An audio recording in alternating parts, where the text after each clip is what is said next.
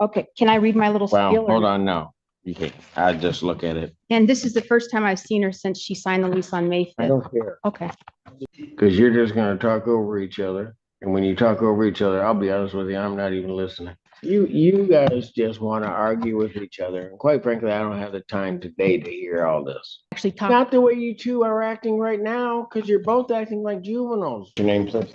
Lori Anderson.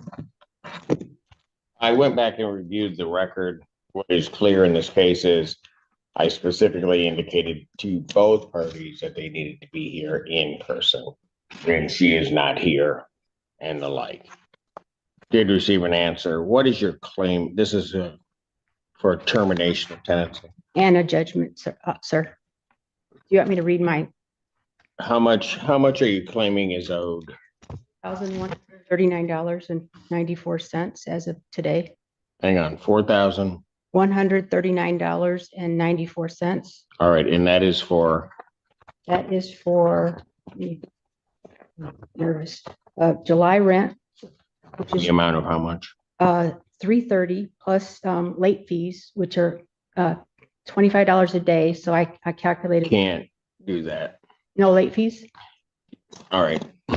I can't let you assess late fees at $25 a day. Okay. First of all, I think under case law, it would be an illegal late fee. Late fees have to be reasonably calculated to the cost of collection.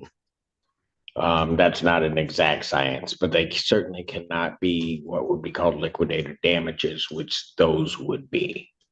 Okay. So what months does she owe for? July. I got a calculation. July, that would be 3,300 for July. 3,300. Yes, sir. And That's the rent? yes, sir. Okay. And then I got the water bill, the water charges. And how much was that? Oh, let me see. I had it all prepared and I'm just, How my day always runs. what'd you say, sir? I said that's pretty much how my day always. I have it prepared and then I had it all in order. Now find it. Oh, God, hold on. Okay, thank you. Okay. Got it. Okay. Okay, here's a order. Okay, court cost of $33.59. That's to get her served. Lawn care service of $35. She didn't pay. I had to pay for the lawn care service. Water bill for May of $207.29. 207.29. Water bill for June of $230.32. And then extrapolated water bill for July 1st through July 11th today of $84.45. 2 cashier's checks that I had to get done because she, I don't know if you'll approve that, but that's $20. Okay. Background checks of $54.29 for her uncle, Augustus Lyman. Why'd you have to do? Because he's occupying my house and he's a criminal. Okay, I can't let you have that. All right, go on. And then, well, late fees, you said I couldn't have late fees. Wow. How much are your total late fees that you're charging? I calculated based on today of 175, so whatever the court will allow. 175 for July. Well, to the I calculated to July, to today's date. Today's date. Yes, sir. Okay. So I'll allow you $50.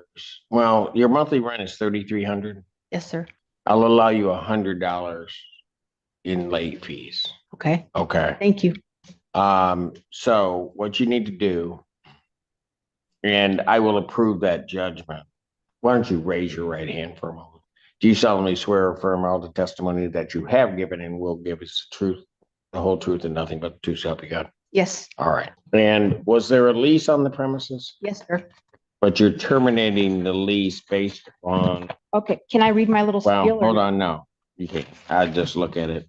You're terminating it based upon the misrepresentations and also violations and fraud that you've stated to the court previously, in this case, as well as a misrepresentation you believe as to identity. Yes, sir. And the persons in home. and then there is rent that is due. So based upon that and the defendant's failure to appear in this case, court is going to grant a judgment for possession to the plaintiff with a, that's her? Okay. All right. She's here. All right. Come on up, ma'am. What is your name? All right. Ms. Lyman, it is unacceptable to be effectively an hour and a half late to court. I submitted something for Zoom because I can't be late for work class. So I just came straight from school. And I got off the bench and I specifically looked because I specifically indicated to both parties that you needed to appear in person. I didn't receive an email of a denial of Zoom either. When you guys were here on the record, I specifically stated that both parties needed to appear in person. So whether or not you filed a Zoom request or did anything along those lines, it wouldn't have mattered because I told you to be here in person. And Miss Anderson, I'll have to stop the inquiry that I'm making now that she's here. What's your position on this case, Miss Lyman? She asked me to sign a 3-year lease after I already signed a 2-year lease, and then this is when everything kind of went downhill. Do you want to stay there? No, not really. I already told her if she gives me my $6,000, I've been stated that I will leave. Is that the security deposit? This is the moment landlords pray for and tenants dread. When fraud, misrepresentation, and unpaid rent all stack up, the court isn't debate feelings, it looks at facts. And right now, the facts are screaming eviction. 5250. And there's a cleaning fee, which is a non-refundable cleaning fee, I'm presuming, of how Yes, sir. much? I have on video that she said that I could get my cleaning fee back. What's the lease say? Well, it's non-refundable, but I said if she leaves it really, really clean and, just like I had it, that I would be willing to, refund her that based on, I being understand. clean. Okay, Because but the lease itself says it's a non-refundable. yeah, because I think by law it has to say that. So that's why it says that. It doesn't have to. Well, I don't know. I'm not A lawyer. I'm not a lawyer. All right.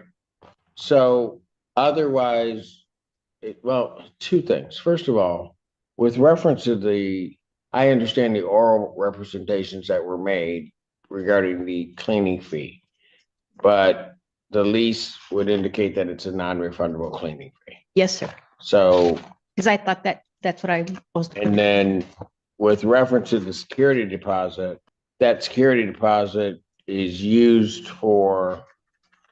can be used to pay rent, can be used for utilities and other things that may be outstanding. My understanding is that there are a number of water bills that still need to be paid. There is July rent that still needs to be paid. So, and I would have no way of assessing whether or not there were damages to the premises. So I don't know that that's a negotiation, but you say that you don't want to be there. Well, yeah, because she has neighbors watching me, and it's very uncomfortable coming home, and there's people watching me. All right, Ms. Lyman, let me ask you this. What do you want me to do? Really, I just want everything to be over. It's just the random people watching me, the false police report. Showing up late after being told, on the record, to appear in person is courtroom kryptonite. Be honest, how many excuses do you think the judge has already heard today? What about July rent I was gonna put the rent as well. with the court? And that's $3,300. There is, as I was totaling and going through this, there's approximately, I have about $500, give or take, for the water bills. I just want water bills are supposed to come every 3 months. I sent One almost like and from the first water bill, I was only there for 27 Can I make a comment, sir? Sure. I sent an Excel spreadsheet to the court and to the defendant that shows the water bill history for the last 3 quarters. I mean, 4 consecutive quarters, and it calculates a water bill based on my usage versus Mrs. Armani and her family's usage. And there's a significant difference. And I presented that to the court as well. That showed that she's using 3 times the amount of water with her family than I ever used. So, well, the police report indicated that there was a, Just because it's people over there don't mean people. There's really no reason for me to be here with you two, is there? Because you're just gonna talk over each other. And when you talk over each other, I'll be honest with you, I'm not even listening. can I make a statement, sir? You have. Go ahead. What is the statement? This is the first time I've seen her since May 5th because an older woman who says she's Armani, she's at least 40, has been telling me she's Armani, but I think it's her mother, Joanna Lyman, and I've never been able to speak with her or see her. So I can't even talk to my tenant. I would have liked to have tried to work something out, but I'm not able to ever talk to her. Yes. That's a lie. She's seen me on multiple occasions. She doesn't even know anybody else. She's ever met my mother. She's only met with me every single time. The witness statement about mail, I've never met that man. The mail's always been inside the mailbox. I've never met any of the neighbors because I don't even go confront people. I just go on about my day. So of course, none of them ever seen me, but her. And the fraud about the address that she said she lived at. In fact, she was living at a place on Maplewood that she was actually being evicted from. And she told me she was living at Mr. Diop's house that's on her driver's license that he's lived in for 3.5 years. So that was the fraud and misrepresentation of the truth. She was actually being evicted when she moved into my house.